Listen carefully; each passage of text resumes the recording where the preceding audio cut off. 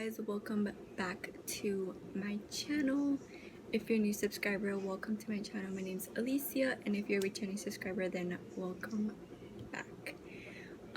So you guys probably have already read the title, and you guys are probably like wondering like what happened, and I'm here to explain and give you guys everything that basically happened during this semester.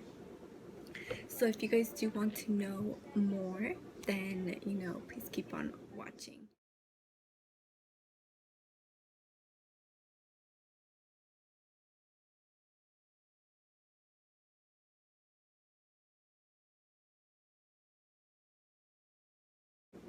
Okay guys, so like how I said, you guys are probably like looking at the title wondering like what happened, and I'm here to tell you guys everything. So if you're new to my channel, I am in my second semester of 8. I am in a part-time BSN program here where I live. I don't really say what school I'm at or state just for privacy reasons. I've been thinking about it, and I'll probably say where I live and what school I went to once I graduate from the program. Just because I share so much about my school and show you guys a lot of things, and yeah, that's all I'm going to say. So basically this semester I took fundamentals, which was a 6 credit course, and I took skills lab. So basically I passed my fundamentals course with a good grade. I passed with a 75% or more average on my exams, which is like what counts once you're in nursing school. So I passed on my exams, everything. I passed fundamentals. The class that I didn't pass was my skills class, and I know probably people are gonna think I'm crazy or something, but like, who fails their skills class? So for me, this semester was different. With the whole COVID situation. I know first semester I was in person, then I switched online, and it really wasn't hard for me to transition online. I was probably like a little bit iffy at the beginning, but then like I had to come up with a study schedule for first semester, and it went well. I passed my farm and health assessment class and my other role and development class with good grades. I passed. But once summer semester started, I feel like I slacked off. In the beginning of the semester I was good. Usually when I start to feel burnt out or lose motivation, it's during like the middle of the semester, or sometimes it's in the beginning of the semester when that happens to me. So usually when that happened my first semester, I was able to to come back. But I feel like for this semester that was not the case, and I feel like that is what caused me to fail. So I know I would have vlogged and let you guys know like if I passed all my skills checkoffs, and then at the end I didn't really like let you guys know like what happened. I was looking at the footage from my finals week that I had vlogged, and I didn't vlog like the last real week of me doing my finals just because of everything that was going on. So basically I had passed all my skills checkoffs. I know I had to redo some skills checkoffs, but that's normal. Like, we all need 2 tries. Your 3rd try is when they record you, and if you don't pass your 3rd try, is basically you failed the course. So for me, how my school works is your 1st try. If you don't pass, then you get a 2nd try. The 2nd try, it's with your same instructor, and if you don't pass your 2nd try, then you have your 3rd attempt, which is your final and last attempt. You get 2 different instructors. They pull out this huge camera, like the type of cameras that you see that news people carry around, like those type of cameras. So you have the huge camera right in front of you as you're redoing your skills checkoff. You have 2 different instructors that are there. So for my 3rd attempt, I didn't pass my first 2 attempts on IV therapy. So basically IV therapy is when you learn how to administer medication, or basically when you give IV fluids. That's when you start basically an IV. Like, that's how all I'm gonna say. Like, you start an IV, you either give the patient fluids, you do an IV push, or you do a IV piggyback. So for me, my first time I did an IV piggyback, I did everything, you guys. I think I only missed one point. It was just time. So if you guys do not know, if you're going to be starting nursing school, you are going to be taking like a skills class where you learn like all different types of skills, and you are going to be timed. Every skill is going to be different, but like, you know, the average for us was around 20 to 25 minutes, you know, for those skills. You know, keep that in mind that you're going to be timed in these skills. For me personally, I feel like when you're timed, you're just like, okay, well, I need to finish this, and you miss a lot of steps. In the beginning of the semester, I would always be off of time like 5 to 10 minutes, and my instructor would let me go through, because, you know, I would always do the skill right. It was just time. Like, time was like always a huge issue for me. And like how I said, for me, I like to make sure that I do not miss any of the steps, just because, you know, like, I want to make sure that I'm doing the skill correctly. Like, I don't want to be rushing through the skill and miss so many steps, and, you know, that affects my score. Because for this skills class, basically all your grade comes off of these skills, and you need a 75% or above, you know, to pass. So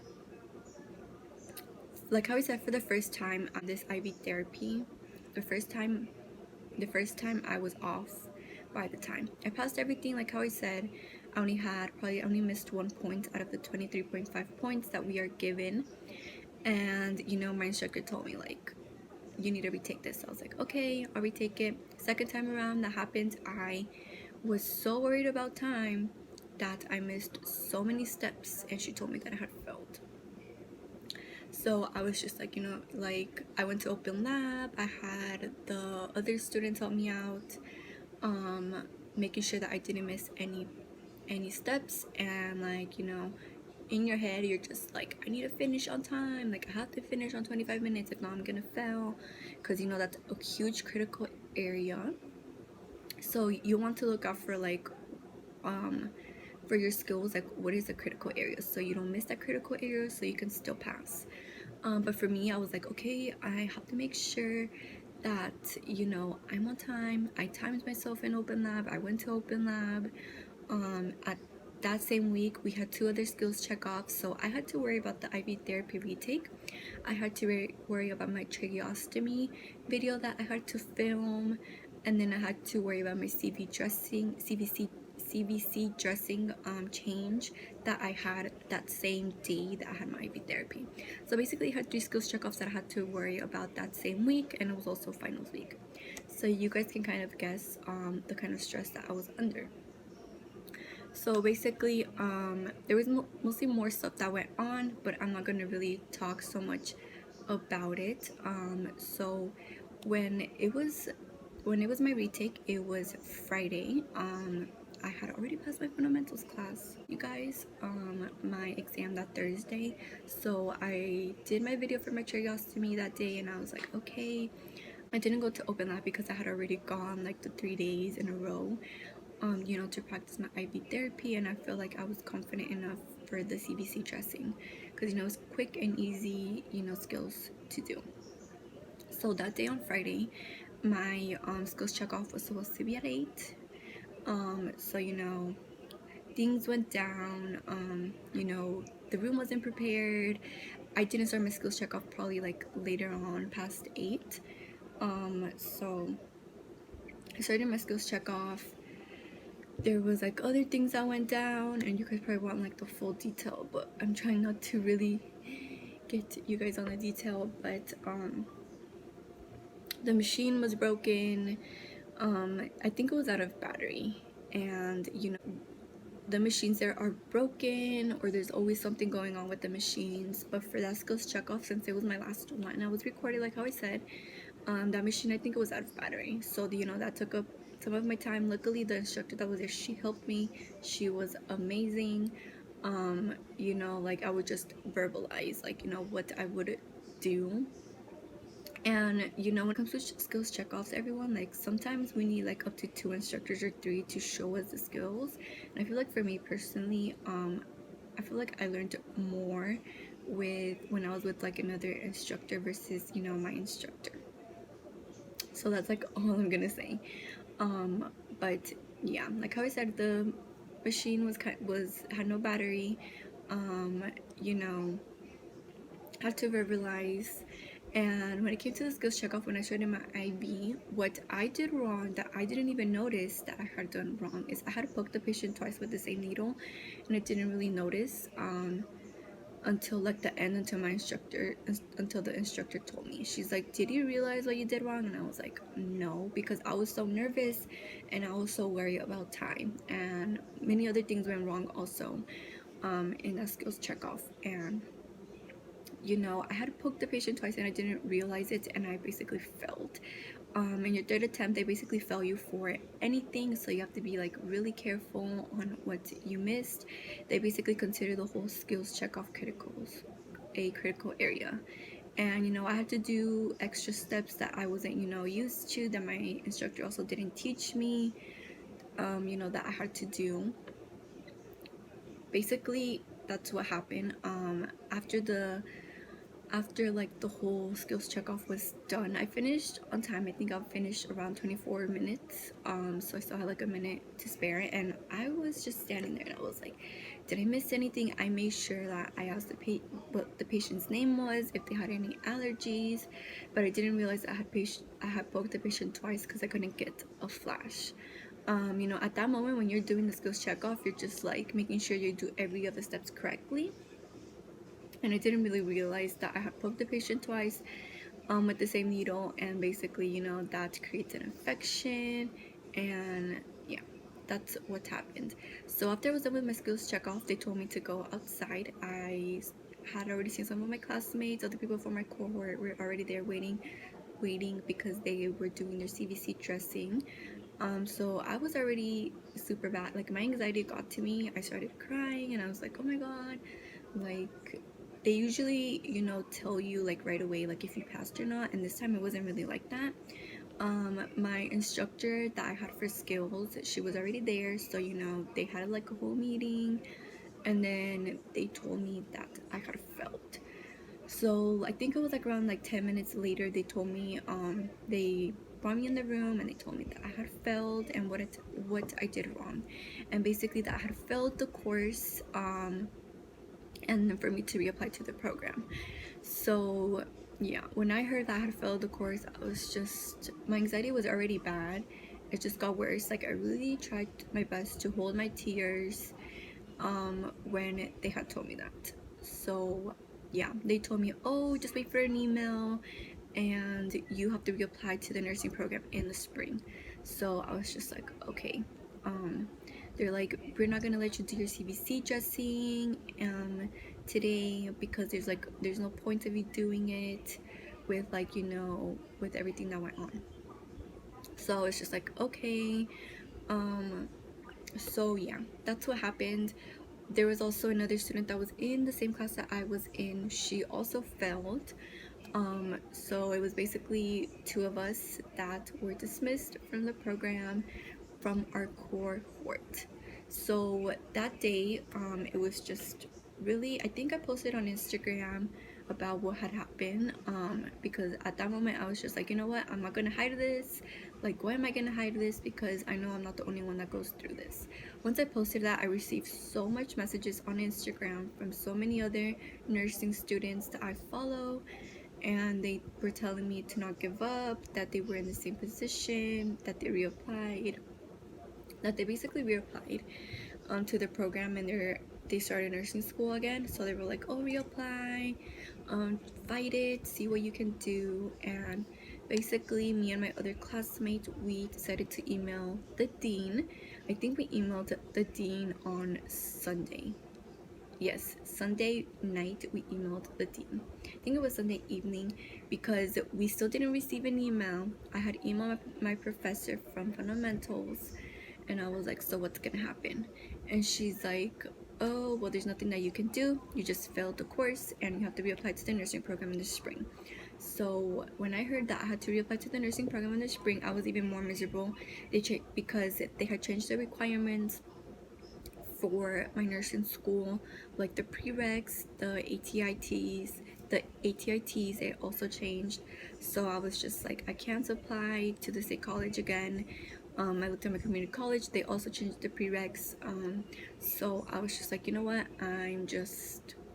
I'll probably have to redo my CNA since I let it expire, and then apply to LPN, and then I'll do LPN to RN.